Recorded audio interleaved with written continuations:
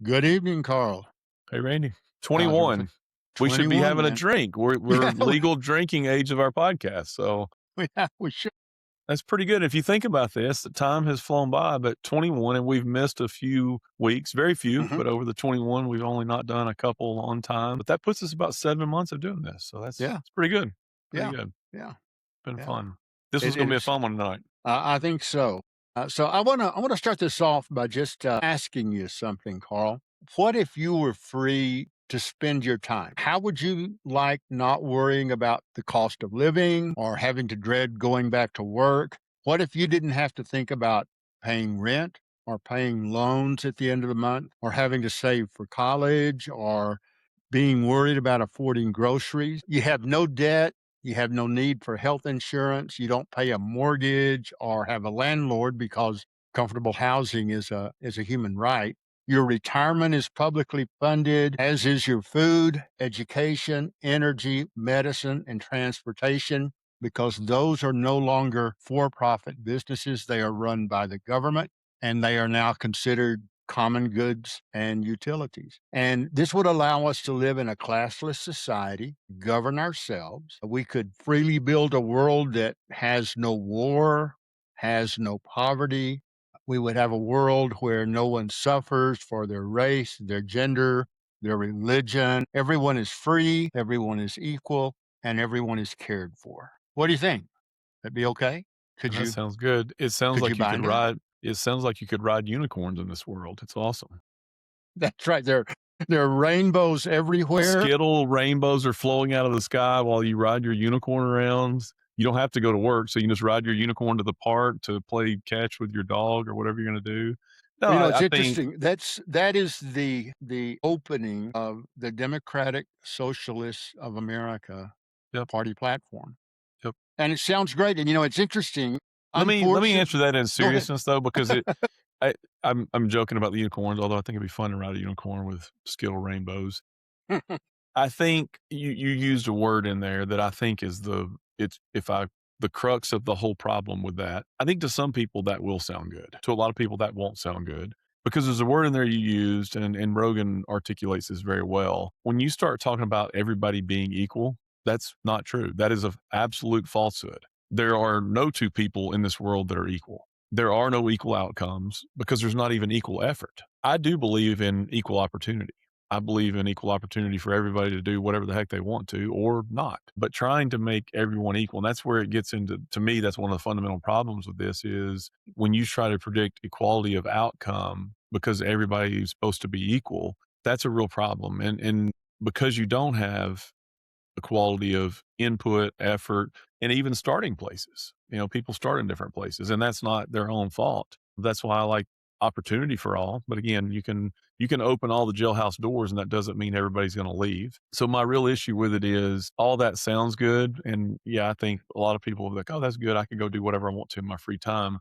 That's not really human nature, though. It really does go against a lot of what human nature is of working to achieve something. And there's a lot of discussion around that with universal basic income. Elon calls it universal high income. I think the amount of the income is almost irrelevant. If you paid everybody $500,000 a year, a million a year, or 10,000 a year, I don't think the number is that thing. I think there is something innate in humans, not all obviously, but in a lot of humans, and it goes back to hunting and gathering, and whether it's right or not. But a lot of people's worth and what they get up and do every day, whether it's going to kill 3 animals to feed your family or whatever, I don't know how you replace that. There's been a lot of conversations. I've listened to a lot of people talk about it again. Elon's like, "Oh, well, you could go do arts and all this stuff because you got universal high income." I don't know that that feeds a deep need of what the human spirit is to achieve things. So again, I think that sounds really good to people. I think it sounds better to people who are not super driven. I don't care about equal. I don't care about any guaranteed outcome. I'm a calculated risk taker who's bet on myself for a lot of years. So I hate it with everything in me. So I was talking to a guy yesterday, ironically, and he was talking about this country. And he said, the thing I absolutely love about this country is the ability to do whatever I want to do.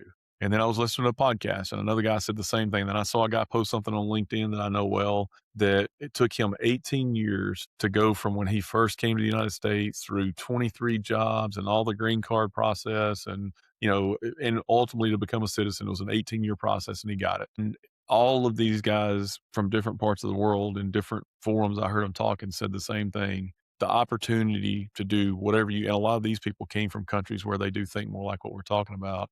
The opportunity here to do whatever you want to do. So again, the equal outcome I think would sound really good to some people. I think a lot of people aren't attracted. One of the things that I thought about is because I agree with you, people are not equal. We don't all have equal talents, equal skills, equal intellect, equal energy, equal drive. And it doesn't mean one is better than the other. It just means that we're not equal. So, what are you going to do? Are you then going to have the government restrain the efforts of those who are more talented, more skilled, have greater drive, have greater energy Well, can to we bring all play in the everybody NBA? down? I mean, if Yeah. I wanna play in the NBA, I'm not 6'9" and don't have a 40-inch vertical, but if I want to, because we're all gonna be equal, shouldn't I get to play in the NBA?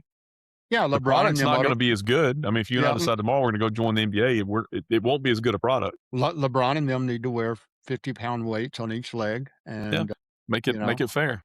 right. So, no, I found it interesting that the poor Democratic Socialists they suffered a defeat the other night. Yep, Francesca Hong did yep. get beat, barely, but she Well, did get beat. she wanted to do away with Thanksgiving, that was her undoing. People like Yeah, turkey, well, so and she was so nervous with all the white people in Culver's, which, Megyn Kelly was talking about experiencing her whiteness with her kid and all this. Megan's like, "I saw her kid. Her kid doesn't look white at all. Looks very Korean."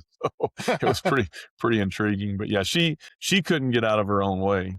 yeah, well, I And look there's at also another thing. This is intriguing. What's her name? Peppermint Patty, the former press secretary for Biden, a redheaded girl. I can't think of her dang name. Jen Psaki. She's on MSN, and she's annoyed that basically the Democrats can't do what they used to do. And she said this, where they used to basically pick their candidate, like they did when the OG Democratic Socialist was starting to gain some ground in 16, and they're like, nope, Hillary's the person. So she was extremely displeased with the fact that they can't just do that. But there is, because there's a big discrepancy. I don't know if you saw the polling. The polling was like 25 to 30 points in her favor. And all of a sudden, she got beat. And so now there's supposedly some missing thumb drives. The conspiracy theorists are going nuts because how did it go?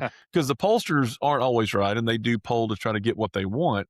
But generally, it closes where it's within the margin of error when you get close to an right. election. They missed so bad. It's just the same as what happened with the LA mayor's race, that you had this lady that wasn't even in the running, that all of a sudden, magically, when Spencer Pratt starts working up to number 2 and might be in the general election, this lady from like 6 comes up within 24 hours and ends up at the top. So there sure is a lot of questions around shenanigans of how she got beat. So, because the candidate that the Republicans are going to have to face is a lot more centrist, normal candidate that could beat the Republican, versus she's crazy and the Republican Yeah. would have had an easier chance. Well, it's So, interesting that, Crowley, I think is his name, he had dropped out of the race, mhm. and he gave his support to the, assistant or the lieutenant governor, I guess, or something that was running, and then she got into trouble, so he got back on the, end of the race, and but anyway, I was looking at I went on to, Miss Hong's, website to look at her particular agenda, and it very much falls in line with the DSA, universal child care, where you would guarantee high quality child care with zero out of pocket costs, no subsidies, no capped prices, loan forgiveness, and higher wages for child care workers, etc. Totally funding public schools all the way through college, from pre K all the way through college, free school meals for everyone, doing away with vouchers, of course, universal health care, and then, of course, taxing the rich, okay, by really coming down on billionaires and those in the top income bracket. And then, ensuring that all workers, regardless of their jobs and their industry, have the right to collective bargaining and to form unions and this sort of thing. Then she threw in a couple of things. She thinks there needs to be a moratorium on these data centers, these large data centers that are being built. Of course, cut carbon emissions. She agrees with the Democratic Socialists that hospitals should be all publicly funded. Government should provide those. There shouldn't be any private hospitals, that sort of thing. So I found it interesting that, she didn't do anything different other than she's just a little bit odd as it comes to the things that offend her, the things that she finds threatening in her personal life, etc. But I got to thinking it's easy for us. I intended when we were first talking about maybe discussing this, I was going to play devil's advocate and I was going to defend my Democrat socialist brethren, and I just can't do it. I mean, it would really come off as rather absurd. But it's also very easy for those of us who consider ourselves, even if we're independents or libertarians, rather pragmatic and somewhat clear-headed in our thought processes. It's real easy for us to just dismiss these people as complete wackos, complete idiots. I'm sure, I know I have called them idiots on many occasions, and I shouldn't do that. But I think probably a bigger concern, and I know we will get to that, is how can so many people across the country end up being influenced by this particular political philosophy and form of government? Something is amiss when that many people can be that misguided. And I think we'll get to that. But first thing I'd like to do is let's take a look at the Democrat Socialists of America platform, and let's just take it apart and see if what they want to do makes any sense. Why would they want this? Do they have a method of pulling it off, etc.? One of the first things is Yeah, they want. let me Go say ahead. something real quick. I want to frame something, and one of the reasons I wanted to do this is exactly what you just said. I think it's very short-sighted to just write people off as crazy. Although they haven't really done anything in national elections yet, there's a lot of pockets of areas where they're doing it in a lot of local state elections. And so I think it's wise to I'm curious about things. And not that I went into this thinking, boy, I'm going to understand this well enough that I'm going to become a democratic socialist. That wasn't my intent. But I did, and I consider myself independent. I really don't like all of anything anybody has. I like bits and pieces of a lot of different things. And so I really wanted to I think it's important to seek to understand what's going on, especially with something that's growing in popularity, so you can at least understand and speak intelligently about it. And I think that's a problem. I think Republicans and Democrats and everybody Trump does a really good job of it. You resort to name calling, and it's like you revert to your 7-year-old self and Mhm. 4-year-old self instead of really understanding what do they believe. Because the only way you can truly argue for or against something in a platform is to understand it. But you don't hear many people that actually do that. You hear a lot of people, and I listen to a ton of podcasts, and specifically, none of them are Democratic Socialist podcasts. Nobody I listen to likes them, but I've yet to hear anybody really do anything other than mock them, call them names, things like that. I've not heard anybody go through in detail what they believe and why people are flocking to this. And so that Mhm. was what was intriguing to me about it. We did the libertarian thing, and I wanted to go through that. Nobody's flocking to that, by the way. So it was intriguing to me that that thing actually lines up with what our government was founded on, and they can't get their message out. Yet this message that doesn't line up very closely with our Constitution, from my research, people are flocking to it. So I thought that was intriguing, and I think it's important to understand. But before we dive into the planks, because there kind of are three main pieces of it, and under each one of them, and the third one is the one that really it's been causing some controversy.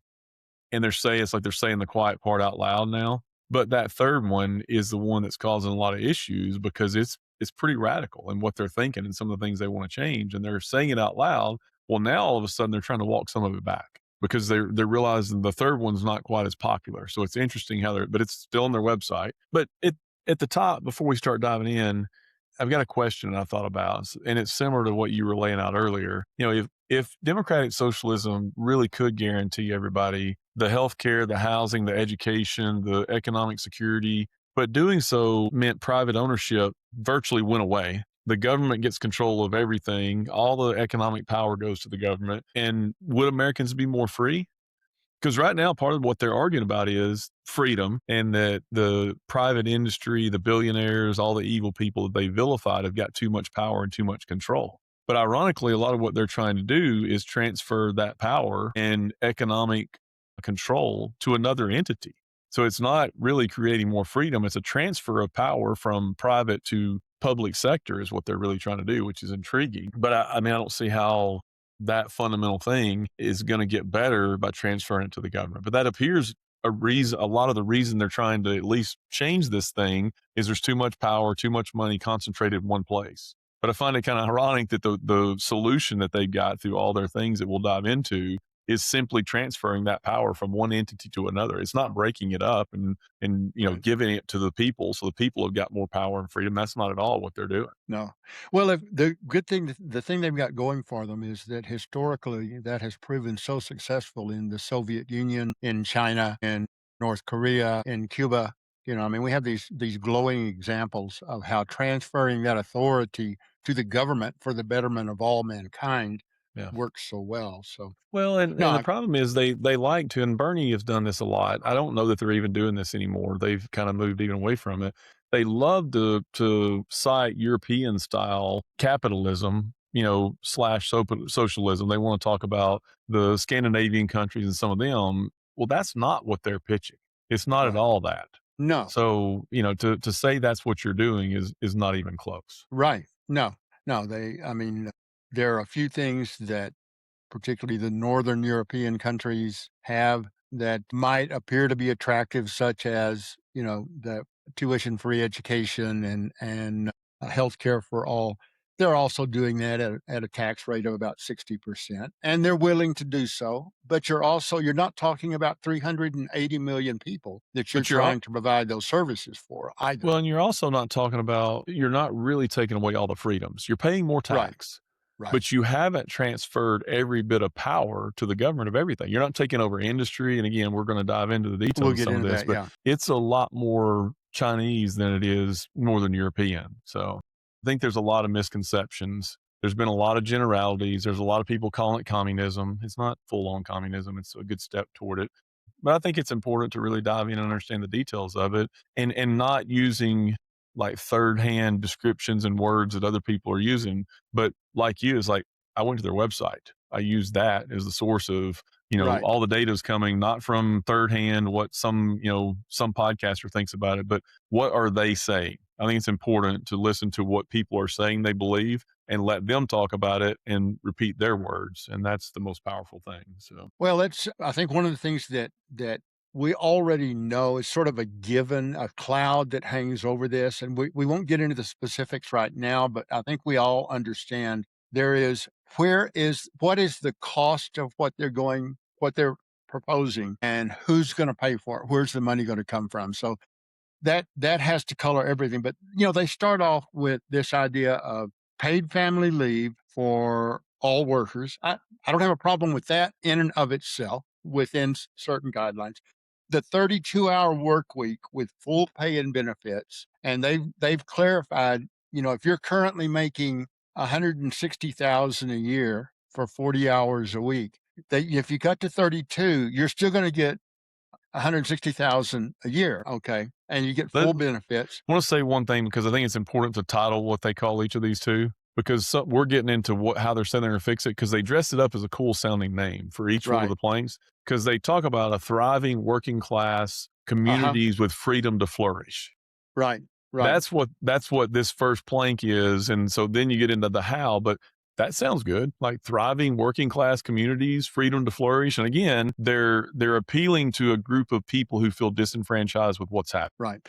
And they talk about providing a living minimum wage, and we've heard that for a couple of decades now. No one really wants to define that. And I will tell you, I can feel I can understand how some we used to call them bleeding heart liberals, but someone who really does care about people. They've come across people in their lives that really, really struggle. And, you know, I can do the math in my head and tell you that, on a let's say minimum wage is 7.50 an hour and someone works 40 hours a week. They're lucky enough to find something in the fast food industry. And I realize 7.50 is not what most people are being paid. Okay, I'll grant you that. But our so-called minimum wage, whether anybody's working at that wage level or not. If you were and you worked 40 hours a week, thank goodness I don't have to live on my Social Security, but I can very easily. So if there are people out there that are underemployed possibly because they're undereducated. They are making 7.50 an hour or 8.50 an hour. I can understand that those people may be struggling for whatever reasons, and we can sit back and we can try to throw the blame on them for not taking their education more seriously or for having large families when they were incapable. We can point to all of those things. That's irrelevant. That may be what's driving this vision anyway. I'm not sure Here's exactly. here's one thing, and I heard it the other day, and I just chat GPT'd it to get the more accurate statistics. But I heard somebody talking about it the other day because this whole minimum wage thing gets thrown around a lot. There are other things with unions basing a lot of their negotiations off of a multiplier of minimum wage. So there's a different lobby that's pushing some of that. But I was a little shocked, even, but pleasantly so. How many people would you guess in the United States earn minimum wage? I, I I'm was sure there are shocked. very, very few, I would think. 843,000. And then when you look at the demographics, and this is exactly what you would think, and this is where I think it hurts. Teenagers 16 to 19 are 16% of those people. Another 43% are under 25 years old. And then there's a mix of tips and people that are older that are working in restaurants or tips. So when you start whittling that down, it's a very, very small number. And again, you get into the 725 versus 8, 9, 10 and everything. But I think it is intriguing that minimum wage thing gets thrown around a lot. And it's not really a lot of people. You could raise minimum wage to $15 an hour, and it doesn't really affect a lot of people at all. You're going to hurt teenagers because nobody's going to hire teenagers to work during the summer anymore. So 50 something percent of those people are teenagers and college students aren't going to be able to find summer work anymore. Right.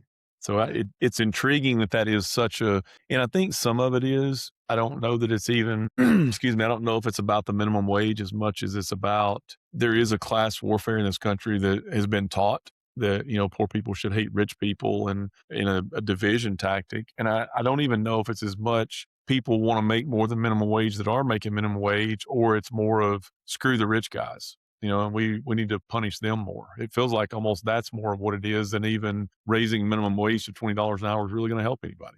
So I don't know. I was shocked at how few people were on minimum wage, and then when you look at the Right. demographics, it's an irrelevant discussion when you even look at it. No, that's true. But if you move away from that, and again, just talking about my Social Security scenario, Yeah, I make almost $25 an hour on Social Security, and living on Social Security in the United States, if you had to, would not be no, easy. It can I be agree. done. So, how many people out there are making less than $25 an hour and Yep, trying to raise a family? yep. But I don't know. I Well, one thing certainly I don't. wonder, and we've talked a little bit about this before, is it as much a wage issue or is it a cost issue? Well, You know, that's a and good point. Because how do you solve the problem? There's 2 different Right. knobs to turn, because if you start looking proportionally, and I've looked at this before, wages have not followed costs. And so why have those diverged? That's an interesting thing to look at too, and I'm not a fan of cost controls or other things, but we've talked about student debt. I mean, you start looking at, okay, you get out of college, let's say you are gonna make $30 an hour or 25, whatever the number is, it gets hard to have a place to live and buy groceries and do other things, especially if you got $150,000 worth of student debt. And universities have built all that. So you end up with this debt right out of the gate in the way we live. But I think they're cars. If you just look at the increase in cars and how much they cost, I mean, I remember back in the early 2000s, you could get a nice used or a nice new car for $30,000 to $35,000. I don't know that you can buy a new car in the US that is very much of a car for $35,000 now.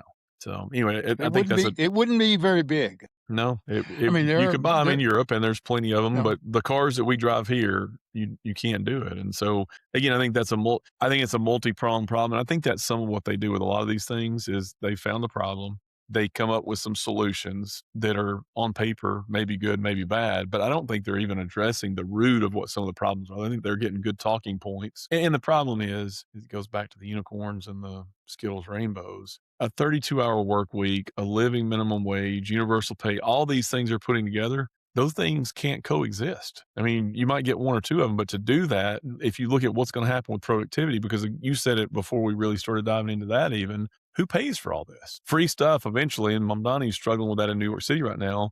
The billionaires, if you tax them and take all their money, you still run out of money to do some of the things they want to do. Well, here's the thing. You and I both know economics 101. If across the board, if wages go up, disposable income goes up, prices are going to go up. Yes. Sorry, that's the way it is. Unless you're going to have the government control the level of wage and control the cost. And, whose hands are you going to put that in? Nancy Pelosi's? I don't know. So, anyway, yeah, you talked about, student debt. Well, they're going to completely cancel all student debt, and then all college education will be free. Now, I don't disagree with the idea that we should have a quality, free public education from when I was a young kid. It started in first grade, not kindergarten. That didn't I exist didn't go to except for rich kindergarten either. It people. was optional at my level, but I But didn't do it. for 12 years of public school, I agree.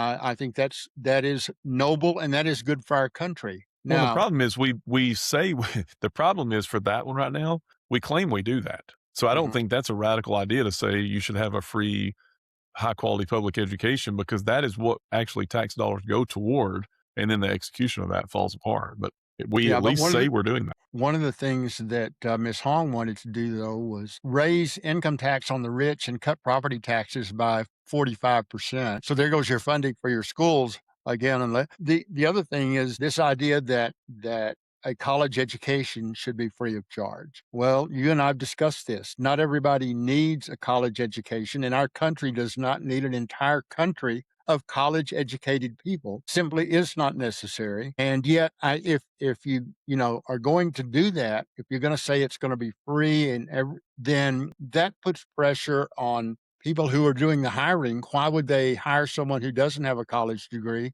if they can hire someone who does have a college degree? I mean, it makes no sense. There are repercussions that go beyond just that free education that impact, our economy as a whole and our society as a whole.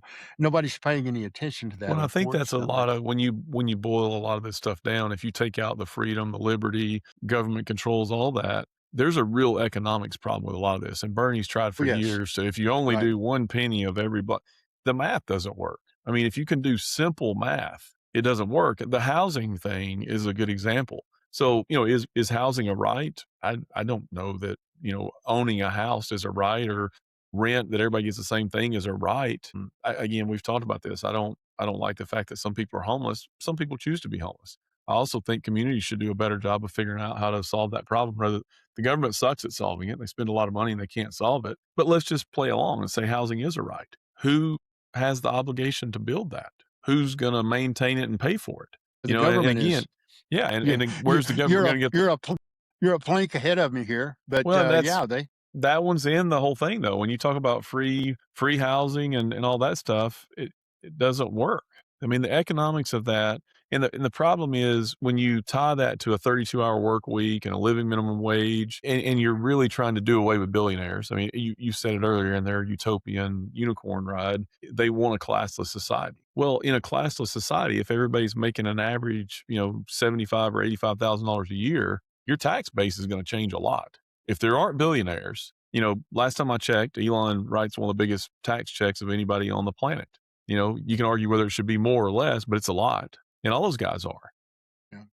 And, Bill and Maher so said the other night that between his sales taxes and his income taxes and his state income tax, he gives about 60% of his gross income to the government every year, and yet rich people don't pay taxes. yeah, and well, Elon, I mean, right after Elizabeth Warren said he doesn't pay taxes, he was on the Babylon Bee podcast, and he said, at the end of the day, I hear what she said, but I just wrote the largest tax check that a human's ever written on Earth. So, you can argue whether it's more or less than it should be, but and again, they villainize billionaires and everybody hates them, but there's some simple economic facts. Jeff Bezos has 1 million people working in Amazon, and we can argue whether they should make more money or not, but what are those people going to do if the billionaires, because homeless people and poor people aren't creating jobs and they're not creating tax dollars. So Right.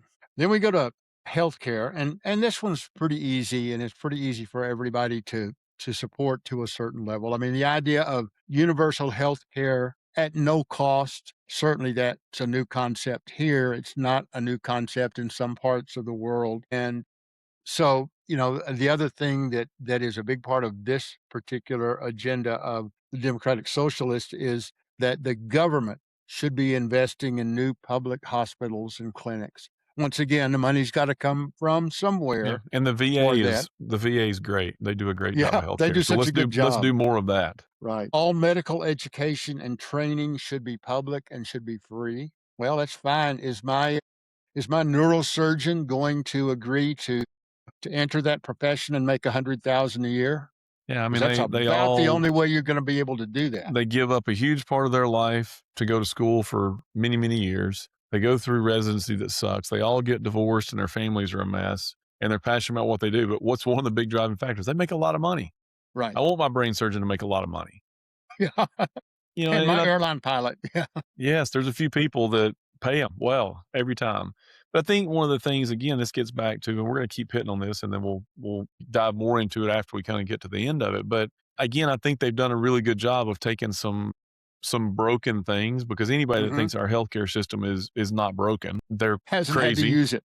Yeah, Yeah. they haven't experienced it and they're not paying attention because it is a really it's not created to treat healthy people. It's created to help make people sick and keep them alive and make money. The goal of our healthcare system is driven monetarily. And in and of itself, I'm big on capitalism, but the incentives in it are very broken. And so, yes, healthcare needs work. To turn it all over to the government and say, doctors are all gonna make 100 grand a year, no matter what kind of doctor you are, and again, it's easy to say, go look at this other country, that country. Well, a lot of medicine in other countries doesn't originate from, whether it's drugs or it's the technology to treat a thing, Right. it originates here. And Right. so even the technology the doctors use and everything else. So if we say, okay, well, there's better healthcare and wherever. First of all, a lot of people don't leave the US for major, major health issues unless you're so bad off that you've got 3 weeks to live and you're going to go try an experimental thing because the FDA keeps a lot of those things, it takes 40 years to get something passed. But very few people say, I'm going to just leave the US because I can go get a hip replacement faster in Canada. Because a lot of these places where it's free for all and everybody gets it, sure, but the level of what you get might be okay, but the waits, and this is just universal, takes a lot longer for some of these major things to happen. And then the older you get, sometimes you may not get in even quicker. So, again, yes, our system needs a lot of work. But I think the problem too is people don't look a couple levels deep. They're looking at kind of the healthcare, the expense of it. And yes, medical bills is the number one reason that people go bankrupt in this country. So if we say, yep, all that's broken, we should look at how to fix it. And we also spend more money than any other country in the world for a worse outcome a lot of times. But there is like many things, don't throw the baby out with the bathwater because again, off the top of my head, 95% of the rest of the countries in the world are using American based healthcare methods to do what they do. And then the government has figured out how to subsidize it and different things have happened. But if you take away that incentive model that people can make money and they can have good careers and they can do all the things they want to do, that innovation and socialism, communism don't coexist. So, Well, when you start trying to compare what the healthcare industry or what doctors and nurses make in the US versus other countries, the typical D in Ecuador makes between 45 and 50,000 a year. In a country where the average monthly salary is $450 a month. Okay. So when you look at that, it's probably not that far out of kilter. And you're right.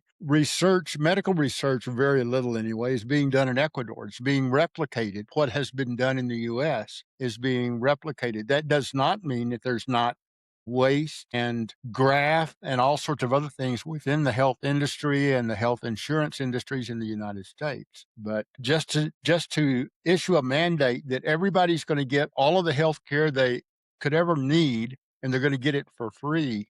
yeah. Well, I think there's an But underlying assumption. It's not even an assumption. It's another utopian thing they're painting because when people say, oh, mhm, you have free housing and all that, well, I think in people's head, it's not 700 square foot, white houses for families of 12. They're envisioning something a little better than that. I think it's the same thing with healthcare. Free for all sounds really good, but what are we going to get for free? Do we get the same level of healthcare that we can get now with the same timely access we get to it? No. The answer is absolutely not. So, there is a trade off. Free will not mean as good. right. Now, this could be another whole series of podcasts. How much are we paying for in extraordinary levels of healthcare that are actually necessary? Yeah, and I you know? agree, and I think part of the thing too is healthcare is a misnomer. They're treating sick people. Pharmaceutical industry's got way too much say in training of doctors and, what they've bought their ways into universities. So for the money spent versus the outcomes, that's a problem. But it's what is the real end goal of our healthcare system? I think all that needs to be looked at, but and the innovation needs to be put in the right places. But I think a reform and a dive into all that with not making it government controlled or anything else, it would be a lot better and the outcome would be a lot better so that we are getting more for every dollar. I don't think we get enough in our healthcare system for every dollar at all. But I also think I don't think I know. There are a lot of things that are available that could be done that are more natural. The whole peptide discussion right now. Pharmaceutical companies they're trying to patent peptides like they do all other molecules. Peptides are naturally occurring substances. How in the world, and that's part of what happens even with aspirin. It's a tree bark that then they take and do something else to it to make it where it's not naturally occurring so that they can patent a molecule. Well, there's a lot of naturally occurring things that if they were allowed to be used could be better and more cost efficient, but that's not how it works. So I think a lot of people, if they've had any dealings with the healthcare, um, it's intriguing. So Cassie and Kaylee's wreck, I was diving into. I had not even really looked at the medical bills. So I was diving into them, and fractionally, I won't go into the dollar value, but fractionally, what the insurance company paid versus what the bills were, it's about 1%. So if we walk in without insurance, the negotiated rate for Blue Cross Blue Shield it's a couple of percent of what the bill rate was. It's crazy, and so there's plenty of things that need to be fixed, but and I think again, that's what the Democratic Socialists have done a good job of is finding something that most people would agree is broken and saying, we're just going to give it to you. The problem is their universal fix is we're just going to give it all to you for free. It's broken, so we're going to fix it by giving it all to you for free. Yeah. Well, that moves us to housing. You had mentioned that. They believe that housing is a human right Yep. and that we should build new publicly owned social housing, they call it. Sounds We beautiful. need to strictly regulate investment properties. We need to have universal rent control and guaranteed right to counsel for tenants. Once again, you can tell by the public housing in Huntsville, Alabama. Well, the government does a great job with public housing, don't they? Yeah, I Everywhere mean, in the country, it's funny. It's they called. do. I heard somebody talking about this the other day, and they're referred to as the projects because it was a housing project. Project, right, And right. when you look at it, if that's the standard, most people would not say, "Hey, this is great. This is what we all Right. wanna." But again, you're not gonna end up with 4,000 square foot houses for everybody. When the government takes it over, it's gonna again, if you wanna know how it's gonna look at the things they've already done. If you wanna go Yes. say, "We Right. want healthcare," well, how are they doing with the VA? Not great. How are they gonna do with housing? Oh, housing projects, not great. So the problem is somewhere along the way, the Democratic Socialists are convincing everybody to not look at what's really happened before, just listen to what we're telling you, and it's gonna be great. Now, if I was going to get behind that concept at all, I would want it to be some sort of housing vouchers that people could then take to regular, whether it's apartment complexes or whatever, and maybe utilize it there. I mean, it's one step above living in a tent on the street. And again, as you've mentioned, a lot of people do that by choice. Some of them because they have some mental illnesses that need to be dealt with. But so yeah, Well, part of the problem with the housing too is, again, very similar to the healthcare, everything we're talking about, dive a level deeper.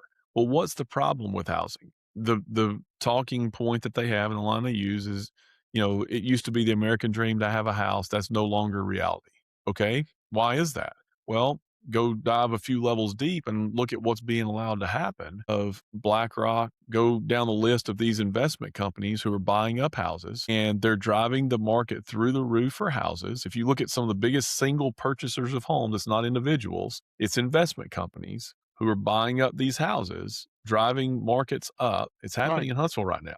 So what No. happens then? Then they're building apartments that they also own, Mhm. so you're changing the concept of home ownership and you're making it not attainable because you're falsely driving houses through the roof and then you're turning around and renting those same properties back out, making them where they're not affordable for somebody to buy, which also makes you not be able to afford, to build wealth through real estate. So again, I think all these as we go through, it's like, yeah, they're stating an issue. The issue is Right.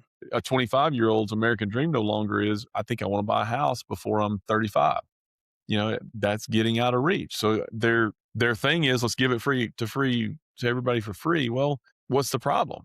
The problem is what's happened with cost, and you dive into why that's happened. I'm not for a lot of government regulations, but if you want the government to get involved, why not allow these investment companies to not go buy up all these things and drive them through the roof falsely to turn around and rent them? Again, I'm not big on government involvement, but if you want to say, how could the government fix this? It's not giving everybody free housing. You could go do something to figure out how to stop this systematic, huge buying of houses by people who don't live in the houses. Well, and then there are those of us that are free market capitalists that believe that the market, whatever rents are, is the right rent.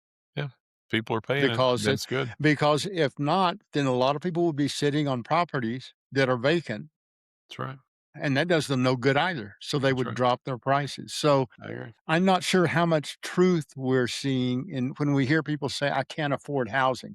Maybe what they are Well, they're saying is saying to that buy a house. I can't, yeah, but even then, I think a lot of them are saying, "Well, I don't wanna buy a condo, and I need a 3,800 square foot first home, It's exactly what I was going to say. with a pool in the back," The idea of what a first home is a lot different than what my idea of a first Yes, home was. yes, Because if I look at what yes, my first home costs today, could we still afford our first home if wages went up proportionally? It might be a little harder, but we could buy our first home again, right, at the same right. stage, making proportionally what we were making as a family then. We could have done it. So again, you're right. I watch what some of these young folks' idea of what a first home is and what they're buying. Like, holy cow, that's better than my home I'm in now. When I'm 52 years old. So Right. Another thing that they get into is this idea of ending what they call the legacy of slavery and colonialism. Now, some of what they have in there makes sense. Reinforce anti discrimination laws. I would agree. I mean, those laws that are on the books, if they need to be strengthened, fine, if there is discrimination taking place. But then they go into honoring all treaties and tribal sovereignty. Now, my wife and I created and ran for several years a nonprofit organization on the Southern Indian tribal reservation in southwestern Colorado. And one of the things I used to tell my Native American friends is complain all you want to, you're not getting the land back, number one. But then when they would talk about being a sovereign nation, I said, fine, then be a sovereign nation. You're no longer under the US's protection. We no longer have to do business with you, or you will do so under whatever guidelines we establish and whatever cost price points we determine. And let's see how well you can survive as an independent, landlocked nation in southwestern Colorado. If that's what you want, I'll support you 100%. Now, they understood that I was poking the bear a little bit, and they also understood that what I was saying was absolutely true. Were they mistreated? Are they still mistreated by some of the government rules and regulations under which they have to live? yes, Absolutely. yes. It's horrible. Again, But this this is I another one where they found all these pain points that it's easy for yes, people to rally around. Because were people mistreated during slavery? Absolutely. Have the Indians been mistreated more than anybody ever in there? Yes. So they found another thing where it's like, oh, well, everybody will agree. And most people, again, you can get the vast majority of this country to agree all that's bad. Again, we get back to it's the fix is the real problem. right. Well, then they get into enacting reparations, and then what they call massively investing in good jobs, quality housing, and infrastructure in neglected minority communities. Okay. Who gets to define, first of all, what a neglected minority community is? And then what kind of good jobs, what kind of housing, reparations? You and I've talked about that. No, I'm not paying reparations. I mean, I guess the government could through taxation. But again, they're pointing to a period in our history which we rightfully should be ashamed of. But the idea that we now create this behemoth of a government that's going to make all of those wrongs right with the current generation is patently absurd, in my opinion. But it may sound good in certain circles. Yep. And again, they what I have seen from listening to them talk on, campaign speeches and interviews, they on all these planks, the big ones, the little ones, they never dive down deep into the how and the fixes. No, They no. stick to reiterating the problem constantly, and they dive, partially into the surface of how they're going to fix it. Right, right. You know what's interesting? the next thing they move into then after that is this idea of demilitarizing, as they call it, police departments. They talk about disempowering police unions, which flies in the face of another one of their platforms, which says that we should empower workers to come together and fight the Yeah. boss. But they should be able to protect, expand, and enforce the rights of all workers to form, join, and strike with their unions regardless of their industry, except for law enforcement, of course. I mean, I don't know. It Well, and makes I think this absolute one's interesting too, and again, it's step and repeat. You know, en masse incarceration and police immunity. And the prison, some of the things going on, like, clearly there are problems. It's well documented. The prison system's got problems, the prison industrial complex. You know, so again, they've taken a high level thing that a lot of people know a little bit about and said it's a problem. But what's funny on this one too, and this is one of the ones they're struggling with and trying to walk back a little bit, because at the root, when you really dive down into their solution, they want to abolish police departments and yes, and prisons. prisons. Yes. Now that's Yeah, the one they're that's trying to they walk back, state and that. they're starting to say a little bit of reform, but that one they've been more public with over the last little bit, and you've got a DSA a separation right now, and then the Democrats who are saying they're losing it. Well, that's not what we mean. So this is one of the ones they're trying to take back right now is they don't really mean do away with police and prisons, but that's absolutely what they mean, and they've said it. No, I was reading this directly from Yep. their website. You should redirect funding to public services as steps toward fully abolishing the police and prison system. Yes.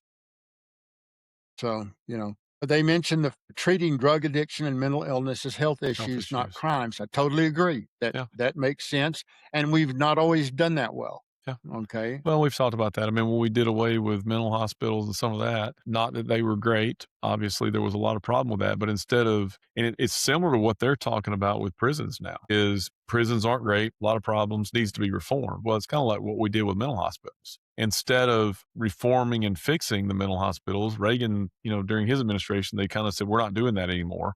We're just going to do away with them. Well, what the heck do you do with all the people? Well, where do you think a lot of the homeless people came from?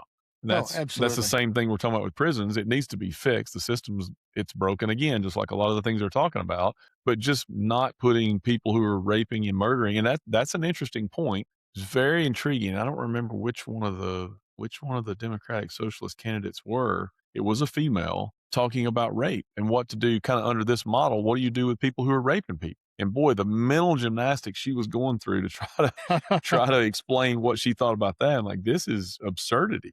So, Yeah. But they talk about ending qualified immunity for police, for law enforcement officers, and empowering civilian oversight. I have a problem with how qualified immunity is often applied. Sometimes it's applied by turning a blind eye to actions on the part of law enforcement officers that are obviously criminal.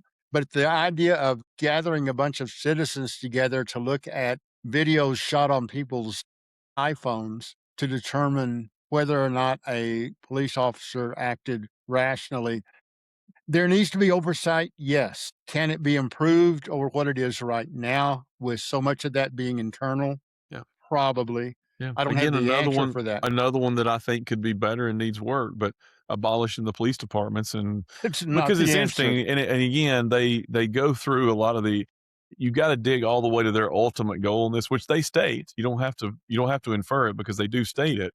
But I think it's funny, you gotta keep reading, usually people's attention span, mine definitely does, before I get all the way to the part, because it's funny, why don't they just start with the end and say, "We ultimately just wanna do away with prisons and abolish police?"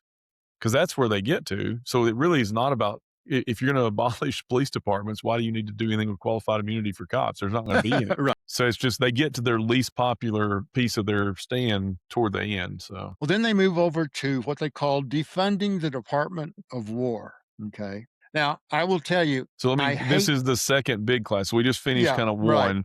This is number. right. This is Now we're getting called. into security, This is defense, or, very popular. The working class foreign policy, right. And I'll tell you, I absolutely detest changing the name to the Department of War. We should not be which is what war it was, by the means way, a long that time is ago. I don't care what it was before. That's irrelevant because that implies that that is an action that we are out there preparing to do is to go to war. No, we don't ever want to go to war.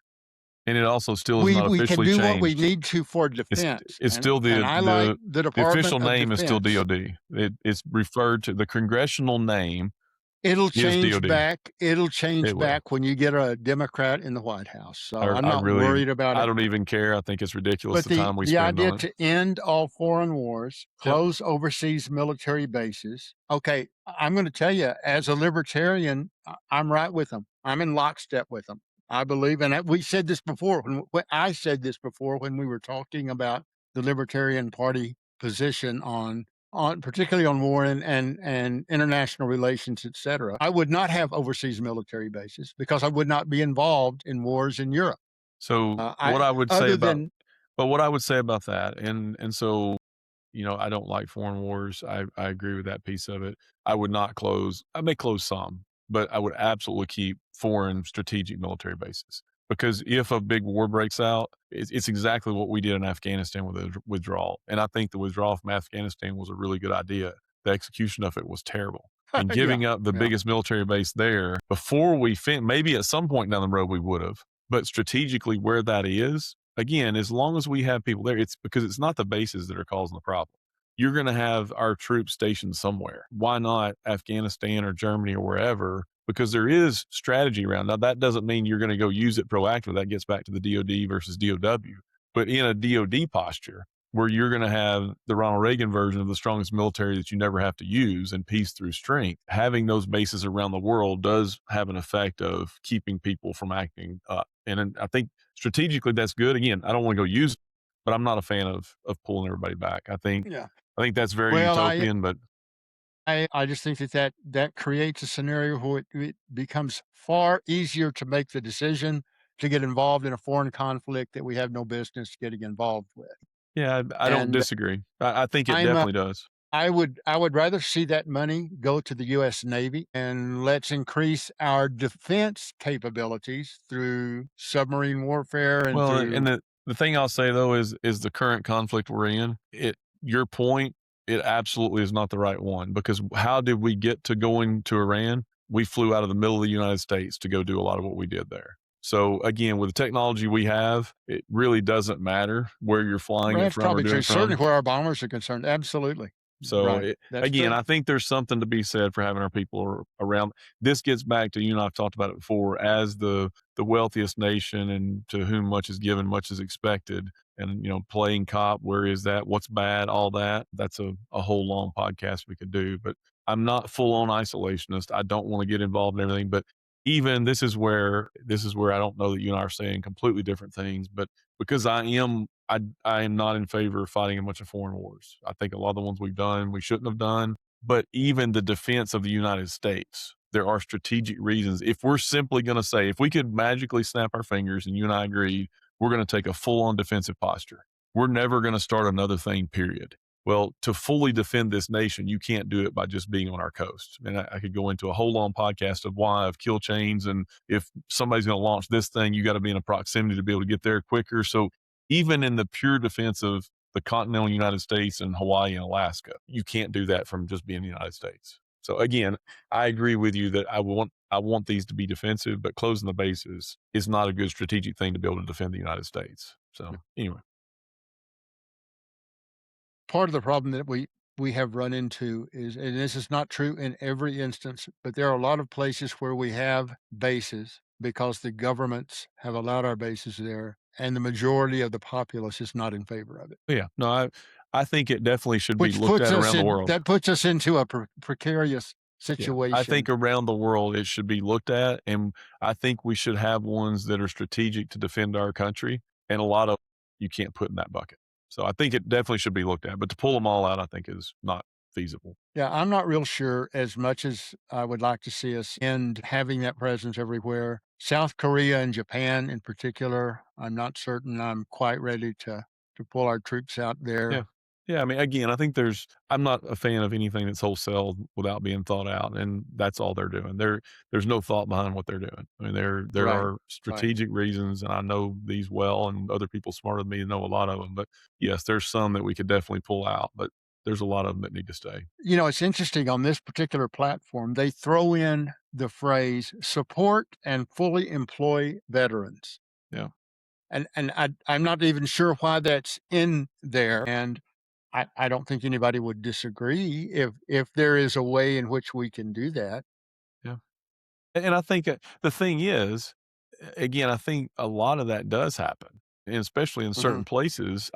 There's especially today, after the Vietnam War, not so much, but veterans are more appreciated today than ever, probably other than right after the world wars, each of them, but definitely better than, the 60s and 70s. Veterans are appreciated more and more people are helping them and Right. trying to employ them. I mean, you got Purple Heart parking at almost every store you go to in Huntsville. And Huntsville's unique because we're a military town. I agree with them. I don't have a disagreement. Again, a lot of these things, what they're saying or the what, I don't have a problem with. It's the how they go about doing something about it, or the lack thereof a solution. It's just pointing out the obvious. And then they get into something very specific, and I'm not gonna spend a whole lot of time with us talking. They are very much in favor of defending the rights of the Palestinian people, including their right to return, to resist military occupation. Return to what? Who Well, said that land was theirs, number 1? Well, I think this Let's one, I think you and I from the libertarian bent, it makes me just laugh when I saw that one. I'm like, how does this even exist with anything else? I mean, they're trying to say all this is good for America. At the end of the day, we can have a whole long discussion about whether this is good for the Palestinian people, how they're treated, genocide, not genocide. Sure. What the hell does free Palestine have to do with anything else and free housing for us and all the things else, free healthcare? How does this one get in there? It gets in there because it's a freaking talking point where people are pissed off and it's a hotbed of discussion. You got to choose a side. You're either pro-Israeli or free Palestine, and they threw it in here. But I'm like, what? How is this even on the list of anything to do with anybody running for something in our country that it makes it in that we're going to free Palestine? Who cares? Well, and they contrast that in the same paragraph with ending all military and economic aid to Israel, Yep, prosecuting U.S. and Israeli leaders who yep, are responsible for the genocide in Gaza, yeah. not saying anything about, the music festival October in 7th, which yeah. yeah, I mean, we're gonna let that slide Yeah.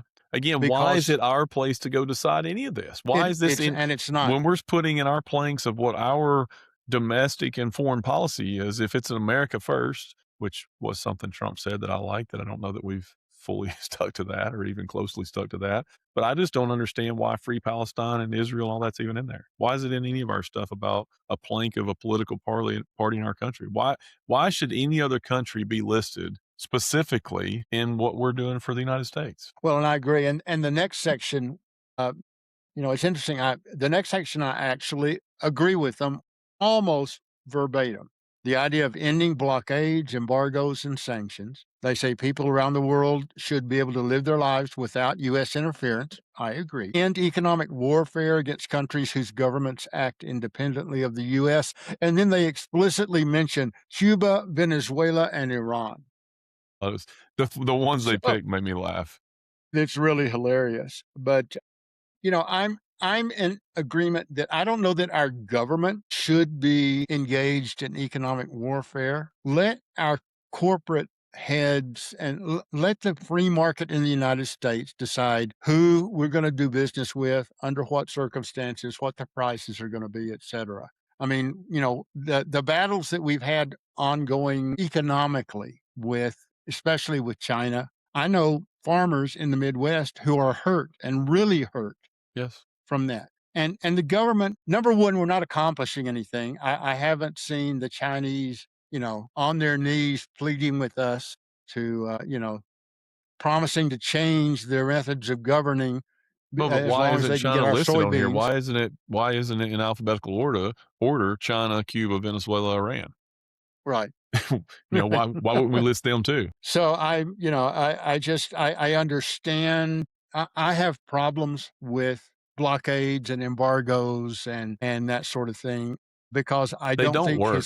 they They've don't work. historically not That's worked. exactly right. Yeah. Historically, we know Maybe they short don't work. term, I think Right. you can inflict some. The problem is they go on for decades and decades like Cuba, and all we did is stick them in the 1950s and they never came out. But has it made them less of a threat to us because of Russia? No, there's tons of stuff being set up there right now. I mean, they are arming up right now various other countries to do whatever they want to us.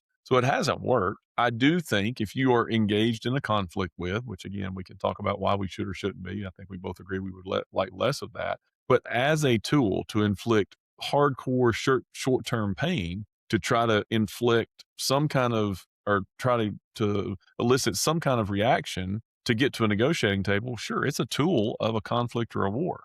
But the way they go on in perpetuity, I don't know what good that's doing. At that point, you're just harming the people of Venezuela and Cuba.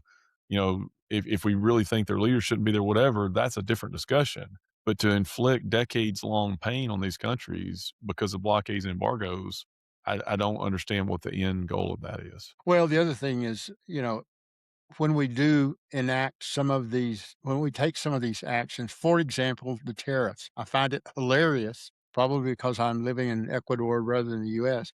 We have already repaid more in tariffs than we have collected in tariffs. There's an example of our government's inability to do anything that makes any sense. I'm going to give back to businesses here in the US like Apple and Microsoft and those guys more money than what it's cost them in the way of tariffs, So, that whole arena is something that I don't think we have a great track record as a nation historically in making any of this work and work to our benefit in particular.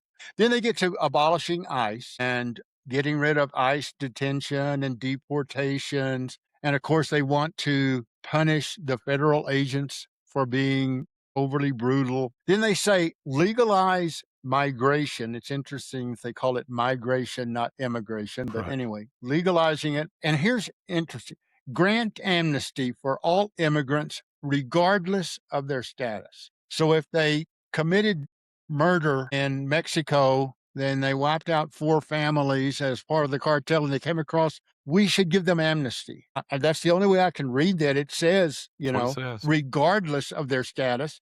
If they had the status in this country of being a criminal or whatever, I don't know. And then provide a path of citizenship for all permanent residents. I don't have we've talked about that. I don't have a problem with that as long as it is fair, as long as it is clear, and as long as it is available to all who meet the criteria. And the Then criteria is the big thing. There's got to be criteria. exactly. And just coming over here and being able to hide out for 4 years without getting caught That's not is not criteria. the right criteria. Right. Well, I think this is an interesting one, and I think part of this comes from the first plank, and then the other one is leading to what we'll get into with the third plank. Is you're creating voters. That's clearly what's going on. You bring these Mhm. people in, you give them a bunch of stuff, and you create voters that do what you do.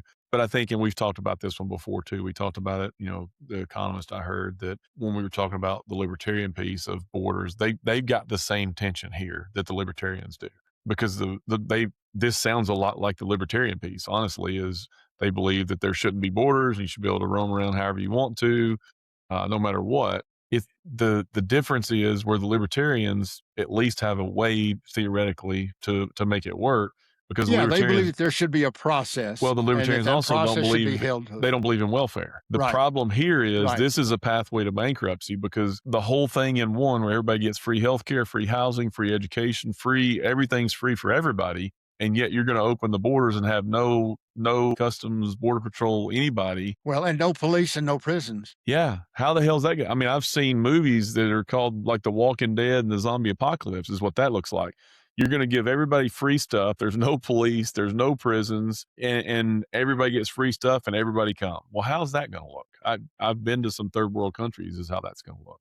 So that I mean, the libertarians, at least in theory, have got a way, hey, they don't have all the free stuff. Everybody doesn't get free everything. You're on your own. So if you're going to come here, you got to earn your way. And well, that we've talked about that. That's a lot of what immigration looked like in this country, way, way, way back before there were all these social safety nets. Is if you came here, you were coming for an opportunity to better yourself, your family, and earn a living.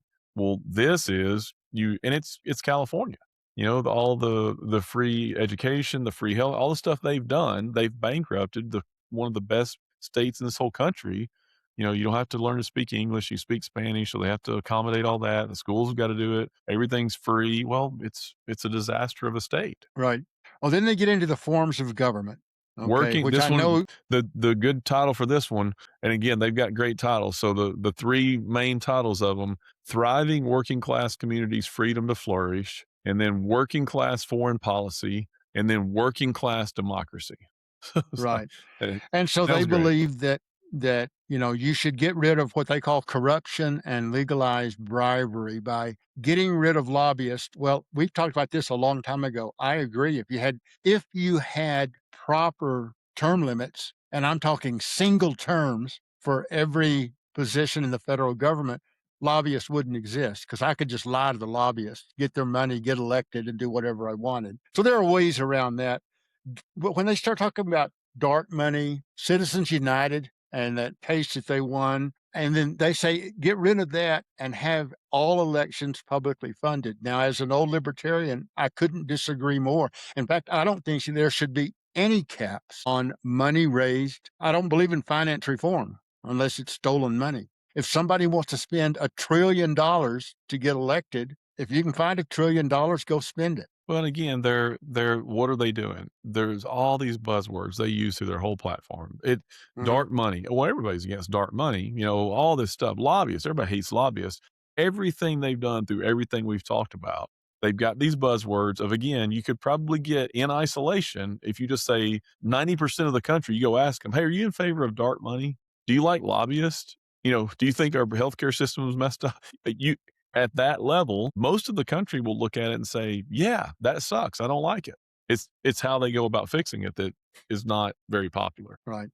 Well, and then they talk about abolishing the Electoral College. Now, we had this discussion. I agree with abolishing the Electoral College. At the same time, I acknowledged when we had that discussion is it really doesn't amount to a hill of beans in terms of historically who has ended up winning the presidential election. I think it has changed dramatically how campaigns are run Yeah, and because you've got a few swing states, and that's where all the time, yeah, all the energy, all the money is spent. yeah. So that's a downside, in my opinion, to the Electoral College. Does it make any real difference as to who was elected? Well, it probably would have put Hillary Clinton in the White House I don't think in so. I mean, in and my problem in with that, and 16. I pointed that out before. You can't say that, and we talked about it with college football. If you got awarded wins based on number of yards you put up on offense, Mike Leach would have won a lot of national championships. And I think the rules changed. If you're running on popular vote, the campaigns are run differently. So I don't know. It's Well, conjecture to that's say it'd be true. different. Yeah, I mean, I don't know. We don't know for sure. It probably would have changed. We do know this. She ignored the Electoral College and Yes, chose not to go after some that's right. states that she critically needed. Yeah, absolutely. But that's water under the bridge, thank goodness. I think that's the most tame of Then all the when they things get they wanna to do away with, though. Yeah, then they It want to gets a get little rid of the worse. president and get rid of the Supreme Court, And the get Senate. rid of the Senate, Yeah. okay, and put everything under a House of Representatives Yes. that is elected with proportional representation.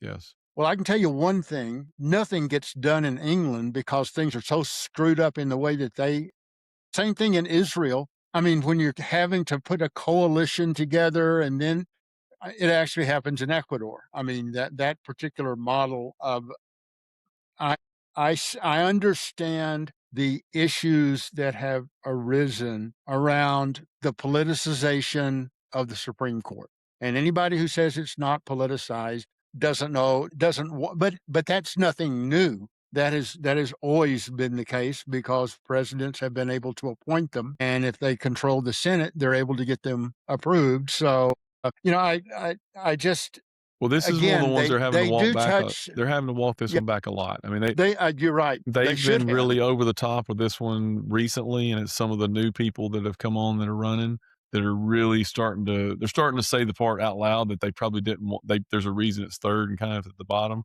but the abolishing the prisons and the police departments, abolishing the Senate.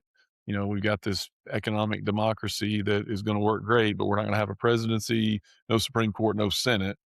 It's going to be this direct democracy controlled through Congress that everything's subservient to that. And it's funny because this goes back to even what we were talking about earlier. It's kind of what I opened up with in the very beginning. So if you really do this, you're pointing out a problem of a concentration of power and saying we need to fix this. Well, your solution is to fix it by concentrating power in another group that you have control over. That's ultimately you're taking an organization, a federation of a bunch of people that now have more control, saying you're not smart enough to do it, so we're going to take the control away from you, and we want the control, so we're going to do it. So that's economically and everything else through the Green New Deal, all the things they've talked about. Well, it's the same thing. It's the same thing you and I talked about before. We can all probably agree. We did a whole series on, the government and the balance of power and all those different pieces and how the government may not be as representative as it should be. The problem is, again, most people would agree there needs to be some tweaks, but to go say you're going to abolish the Senate, the presidency, the Supreme Court, by default is you're doing the exact thing I brought up about around the economic piece of it and the monetary part. You're taking that and instead of having a semblance of balance of power and completely screwing that up and putting it all under one thing, and again, you're concentrating power in one area. So you're doing the opposite of what you're saying the problem is. Well, and the thing that I don't understand, they want to go to just a House of Representatives, and they want those members of that House of Representatives elected using proportional representation and ranked choice voting, which is basically their way of saying we could get some voices in there anyway, pleading our case because we can put together a coalition of Democrat Socialists in this particular area. And as long as we get 12% of the vote, we get 12% of the representation, yada, yada, yada. But what I don't understand is why would they want to do away with the Senate, which is the one arm of government that gives every state equal representation? Everybody gets two. And the Senate plays an important role in the balance of powers. We're going to take that away. We're going to take the Supreme Court away. So who's going to determine whether something is constitutional or not? A group from the House of Representatives? Yeah, and I I the cynical part of me says, and again, the House is more like the House of Commons. Senate is more it's the more austere piece. I think they're trying to break apart the more institutional pieces, Supreme Court, those pieces that literally do have the balance of power and keep the things completely on the rails. Because if you, not that the Senate's perfect, but if you really look at between the Senate and the House, it's, I believe, just my opinion, it's a lot easier to sway the House and change it what it looks like and form it than it would be the Senate. No, it's true. And I think I I think would be inclined to I agree think with you. that's what they're I would trying be to do. inclined I to don't agree with understand the presidency thing. I think they would just want the president and have it more. I was a little shocked actually, and I think it's a little bit of a mental gymnastics to get people to think you're not doing what you're trying to do. Because if you just come out and say it, you really would like to have full power and have a dictator. So why wouldn't you want a more powerful president that's just a democratic socialist? That's what I think. Maybe that's step 3 that's in the really fine print that we can't see. you. But you're breaking apart, to your point, the Supreme Court is ultimately the one that gets to decide if everything else gets screwed up. That's the last. So everything's just going to be voted on in the House. And I think without going all the way full communist, everything's going to be voted on the House. It's going to be this supposed full representative democracy, but it's not going to work that way. It's going to be able to be shaped and formed into what they want it to be, more in line with their platform. And I think the Democratic Socialists believe the House of Representatives will be easier to shape into what they want without the Senate and the Supreme Court, and make everything and whether that exists or not, they want it all to be subservient to the thing they think they can shape. That's just because I really had a hard time understanding that when I dug in a lot and thought a lot about it, because it wasn't when I saw they were abolished, I'm like, oh, that makes sense. But then what they kind of put it under at first, I didn't understand. But that's my guess is I think they believe the House is more easily Yeah. transformed into what they want it to Well, be. and it's what struck me is what they're suggesting in terms of doing away with the presidency. Mhm. I mean, I don't think that they disagree with there should be some sort of executive administration. I almost think that they see it almost like a corporation where the president is just a CEO and he acts The under the board. direction of the board. Yep. And you and I both have been CEOs of organizations. The worst thing for any organization is for the board of directors to start calling the shots Yeah. on the Board-led day-to-day operations. organizations, whether it's a church, a company, a nonprofit, board-led They will organizations fail. don't work because the CEO and Absolutely. the executives, they become puppets. And again, I think when you look at it in that term, I think that's a good analogy. I think that's what they're trying to accomplish. Right. right. The Speaker of the Especially if they House, think the Speaker of the House basically becomes the chairman of the board, right, and everybody else, that's part of that board or the C-suite level people of the company, they are at the whim of the board, which is the House in right. this instance. Right, right. Then the next one, which really I thought was insane, but establishing public ownership of the largest corporations and essential industries to ensure democratic control and accountability to the people. Like the government has ever properly run anything and has ever proven itself to be accountable. I mean, I Isn't there give me another a country that does CEO. this? I think China does this, right? So I believe you're right. Yeah. Yeah. And then they back that up with enacting aggressive wealth taxes on the richest individuals and corporations to spend on public goods and infrastructure. Now, it's interesting. I went back and did a little research because I wanted to know, based on what these people are asking, what's it going to cost? And from virtually every economist that has looked at this from both sides of the aisle, it's an absolute impossibility. You cannot tax the rich and corporations enough because it would take tens of trillions of dollars every year. You're going to have to go after the middle class. And I'm talking about a big it always tax happens that way, increase. though, and that's exactly what's happening in New York City. Mamdani, it's all tax the rich, all that. Well, it's very shocking because who defines what the rich is? Where's that line? Well, Right, when you can't get right, enough from the top, because you can honestly take all of the evil billionaires' money, take all of it. It still mhm, doesn't fund this. right, So it has right. that line of what's rich. Before you know it, yeah, it's halfway down into the middle class, and then you got full control of everybody. Yeah. You know, We've got what? We've got a $38 trillion deficit right now. Elon Musk could get 1/38th of that right.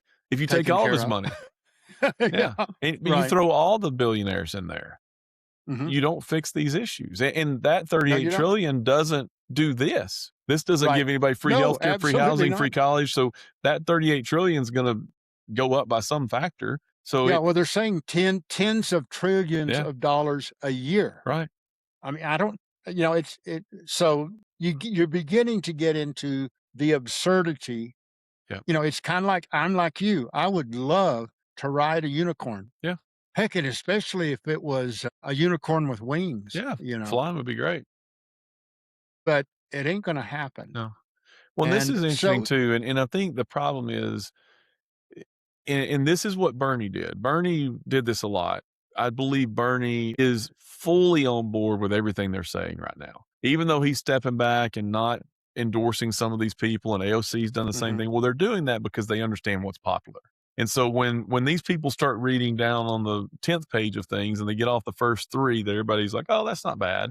Because everybody's like, oh, Bernie's not bad. AOC, it's some good ideas. Yeah, the problem is now they're starting to say all the stuff out loud down to these parts. And so I don't believe at all that it's not what Bernie and AOC believe. I think they're fully on board with all of this. They are Democratic Social of America. They're all in.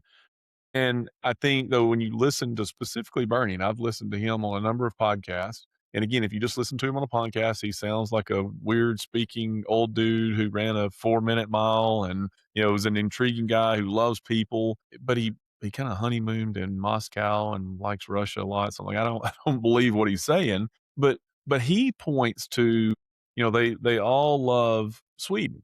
And so that's what he's pointed to a lot of trying to say, no, this is what we want, and that's what he says. Well, Sweden is still full on capitalist. right. Sweden is private ownership, markets, super high taxes, and a large welfare state. But it still is capitalism. It still And it's is for a and it's for privately a owned. small and it's for a small That's right. population Yes.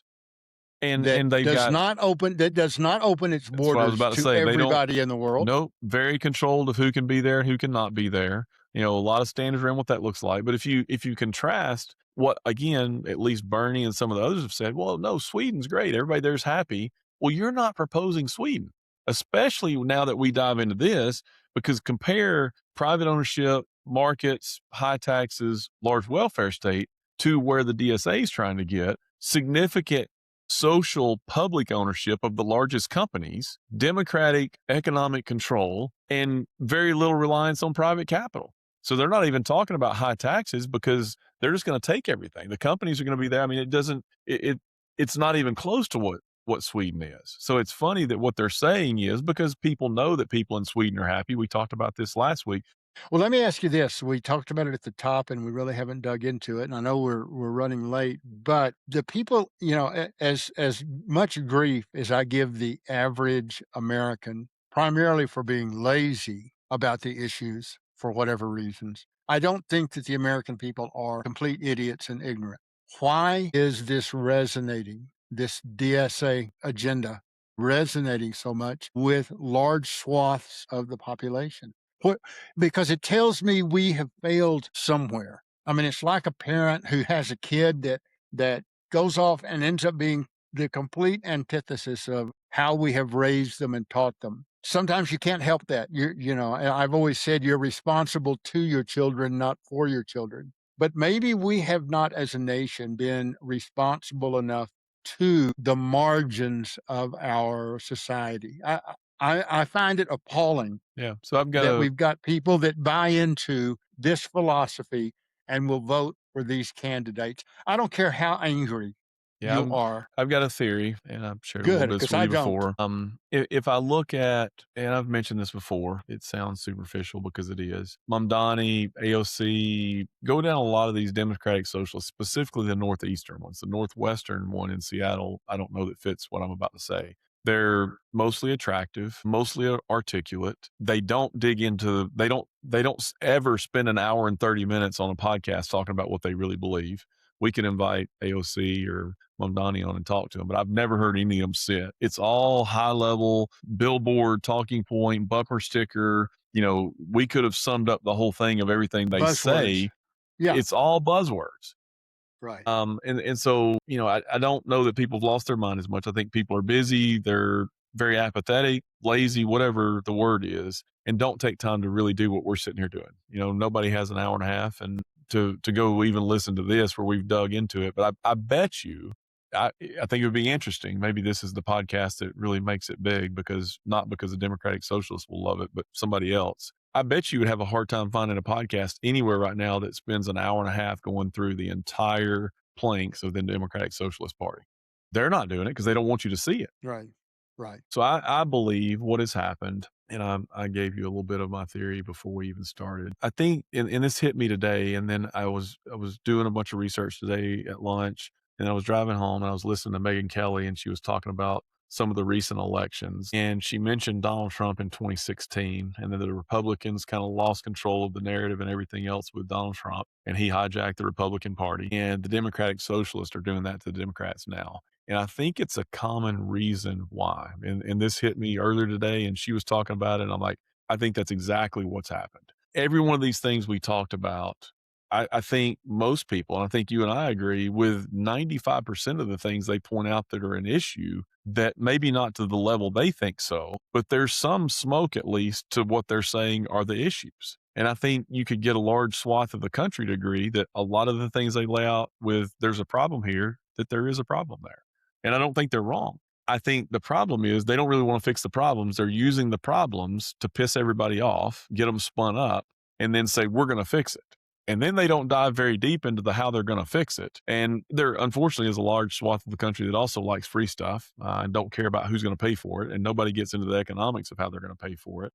And I think the exact same way Donald Trump got elected in 2016 and then again, and I saw a guy talk about this, and he was creating a mental kind of caricature of what happened with Donald Trump in 2016. Is a lot of the country was pissed off about a lot of things, disenfranchised. Nobody's listening to us. Nobody even hears us. Nobody's saying what we're saying. And Donald Trump was what, and the mental caricature was Donald Trump is walking down some street, probably in Georgia somewhere in a suburb of Atlanta, and he's got a megaphone. He's just walking by himself. And he's saying, similar to what the Democratic Socialists are doing, this sucks. Nobody's listening to you. And he's saying all these things in a way, because his vocabulary is somewhere at a 7th or 8th grade level. He's saying it in ways that it's resonating with a lot of people. And they're like, yeah, I am pissed off about that. He's right. And so at that point, he's not even saying how he's going to do anything to fix it. and he's walking down the street. He's got his megaphone, and before you know it, a dude picks him up in the truck and puts him in the back of his truck. He's like, "Hey, I'm going to drive you. We're going to see more people. You're going to say it louder. We got speakers in the truck." The message starts growing. It gets louder. Mhm. Mhm. And then before you know it, there's like 150 people that have put him on their shoulders, and they're like, "No, we're going to carry you."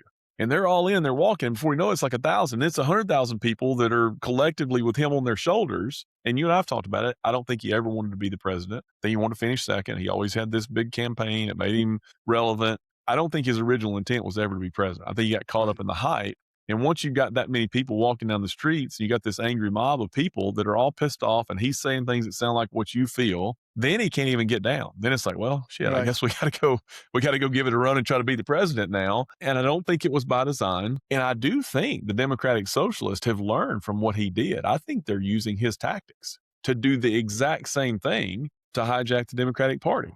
Now, the problem is, and you and I can agree or disagree, I don't think Trump's solutions, I know it wasn't abolish the Senate and the presidency and all that. I think the things he said, especially in the second term, a lot of them, I'm like, if his policies would do that, I would like his policies without all his rhetoric and craziness and ego and all that. So his policies were Bill Clinton centrist policies. And in his first term, the policies he enacted were very centrist. Second term, I think he's just been ineffective, and he's not even able to do a lot of the things he said he was going to do that got him reelected a second time.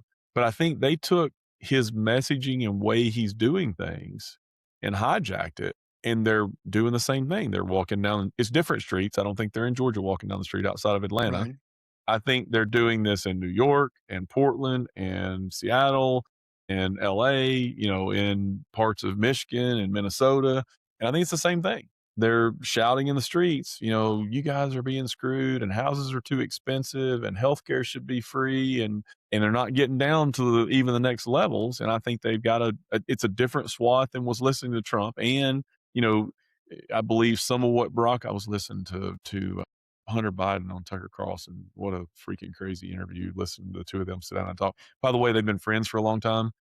Nobody really knew that. Tucker was on the laptop because he was trying to get Hunter to help get his dad to get his son into, I forget what university. So there's some interesting ties when you start digging into this between Hunter and Tucker. But when you look at some of these things and what was going on, and Tucker and Hunter didn't necessarily agree, but because they were talking when the division happened, and Tucker hates Donald Trump, and there's some reasons because Trump played this game of where's Hunter, and Hunter went into these people coming outside of his house and beating on his door with megaphones. So he hates Donald Trump for a lot of reasons, and probably rightfully so from his perspective.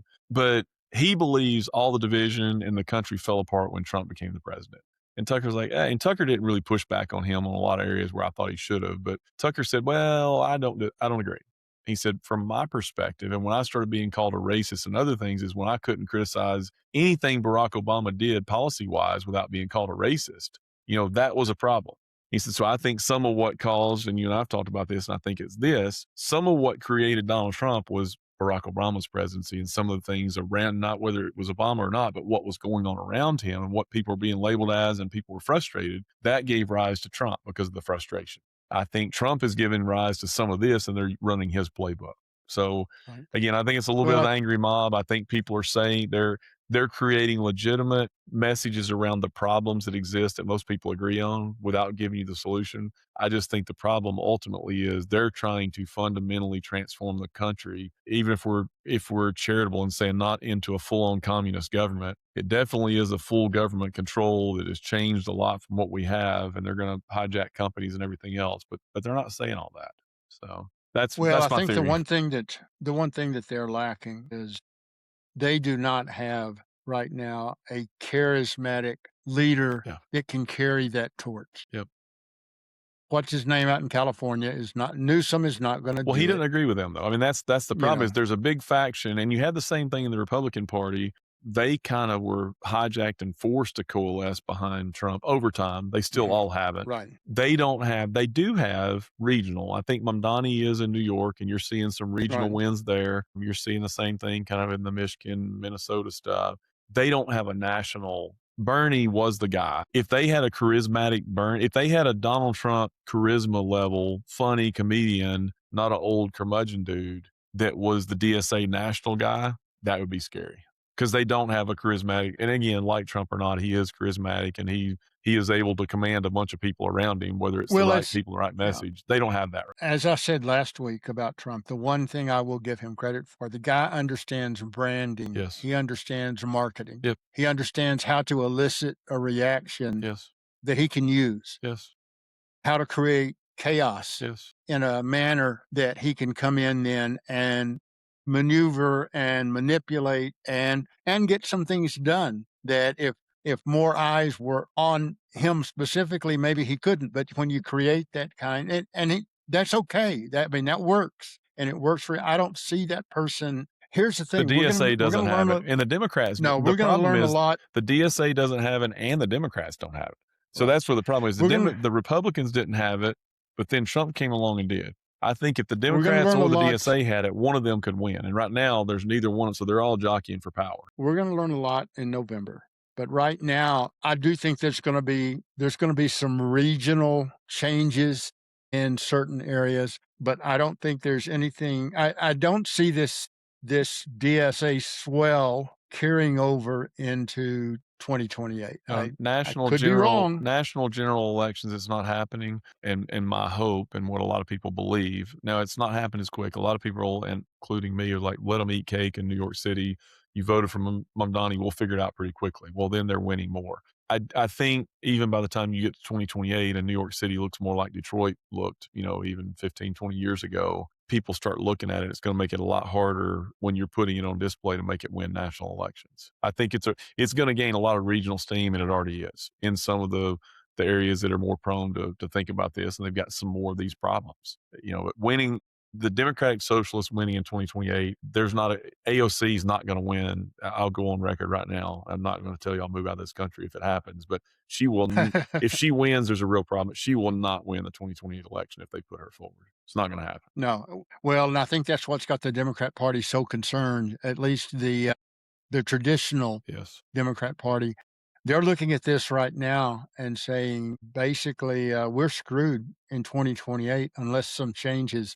Now, who knows? I mean, Trump could screw things up in the Oh, next yeah. 2 years to a level that people say, "I don't care. I'll I'll jump on this bandwagon and deal with it after the fact." Well, I think there's gonna be some Perhaps. distancing of Trump as well. I think that'll be some of it. I also and I've read several articles, I mean, Fetterman is one of them that's doing it, but there's a lot of other people that are even more prominent than him that are trying to figure out what they're gonna do, and I think you're gonna see more Tulsi Gabbard type things where people either go independent or even move to the Republican Party, not that the Republicans fix everything, but it's kinda like Elon's graph of, he hasn't become white right wing, it's the left went so far. I think that's happening to a lot of these Democrats now, and Right. they can't be part of this party.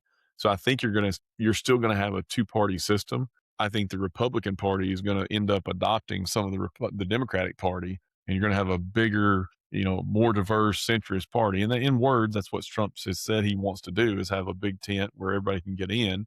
I think that's where you could get the Bill Maher's, even James Carville, who has said he won't vote for some of these idiots. I think you could end up doing that, and then you end up with a true Democratic Socialist Party versus this new whatever this thing is that's Republicans plus centrist Democrats. That's a new thing, and I think that then the Democratic Socialists never win. The problem is then you end up with a uniparty system, and I don't care if a lot of those beliefs line up with what I believe or not. That's not healthy. Right. Well, I remember you saying we were having a discussion a few years ago, and I remember you saying maybe it's time we had a true showdown between the far left and the far right, and let's see where this country actually stands. And we may be I heading think we're toward that. doing that right now. And hopefully, when the dust clears from that, we'll discover that somewhere in the middle is where we need to be. That's my optimistic side is if we can let the extreme right and left battle and land somewhere in the 50th percentile and let some common sense, centrist, reasonable Bill Clinton policy without some of the White House shenanigans, that'd probably be a good place for us all to be. It Well, one can only hope. Well, listen, this has gone a long time, but it was a was a good good one. one. And I wish we had all the answers, but we don't. But at least I think we've taken a clear look at least what the Democrat Socialists of America, what they say they believe, what they say they want to And I do. think we were fairly charitable I don't think I used the word idiot maybe once or twice, so I think we're fairly charitable, and I think honestly, we've basically just read what they say they are. So anybody that Right, would say, "Oh, you right. misrepresent," no, it came from their website. That's we didn't pontificate a lot on what we think's wrong with them or not. There was a little bit of that, but in general, of our hour and 40 minutes or whatever we've done, a lot of that was simply stating what they've said they wanna do, and the problem is I think they're not all happy with what that looks like because they're figuring out it's not popular, but I think we laid out pretty well what they've said that they are, so Yeah. And if we could do what they wanted and there was unlimited resources to pay for it, and everyone out there was a good person and wouldn't take advantage of the government or the programs or other people, then that would be wonderful. you And we could jump on our unicorns yeah, and ride the rainbows into the sky and have a great utopia time. sounds like a beautiful place to live. Yeah. Yeah. Good. I All right. enjoyed it. Thanks.